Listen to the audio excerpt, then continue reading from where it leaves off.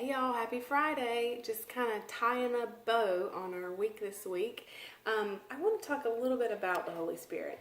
I know that there are polarizing topics of debate and question, and what I want to share with you today is just a little bit of His goodness, just like we talk about the Good Shepherd.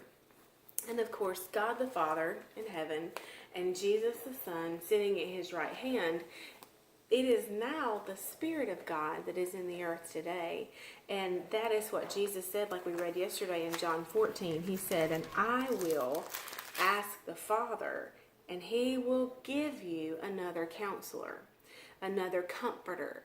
And so when Jesus went to be with the Father and was seated at His right hand, of course, you all know the story, or if you don't, it's found in Acts chapter 2, when that comforter came down, when he descended and he entered into this world. And so the very Spirit of God dwells within us. You know, the Bible also says that we have the very same Spirit which raised Christ from the dead, lives and dwells on the inside of us, and that is the Holy Spirit. He is our guide. He is our comforter. All of those things: counselor, helper, intercessor, advocate, strengthener, standby. He is the Spirit of truth. And so if any of those things sound like somebody that you need in your life, talk to the Father about the Holy Spirit. That guidance, that conviction, that strengthener, advocate, standby, intercessor, counselor, helper in time of need. And He is the one that guides us. He leads us. It's the voice that we hear is the voice of the Holy Spirit.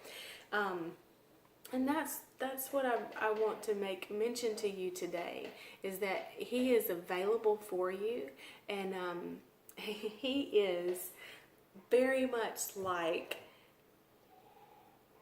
the water described here, in that He is still and restful. Now, I will tell you, there are times that it doesn't seem like still and restful. And, you know, you read in Acts 2 and all of those things, and the Spirit is very powerful. The Spirit of God is powerful. I mean, it is God.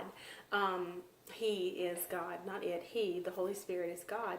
But in the same token, when He comes into you and to me, He doesn't come pushing Himself on us like those rushing waters would. He comes in a very unobtrusive way. He's a gentleman. The Spirit of God, you know, God is not going to force Himself on anybody. We have to allow Him. We have to accept Him.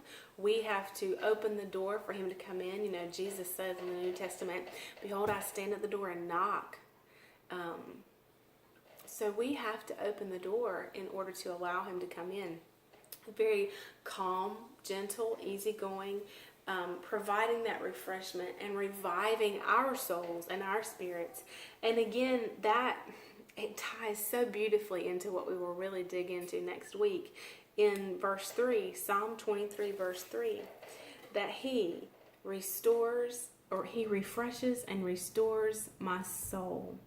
That's what the King James says. He restoreth my soul. Refreshing. He revives my soul. And you know, again, thinking literally, sheep in the desert walking, that could get weary. And sometimes it's easy for us to get weary in well-doing. We've been doing the same thing, not easy things, over and over for a long time.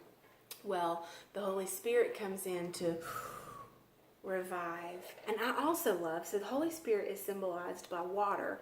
He's also symbolized by wind or breath.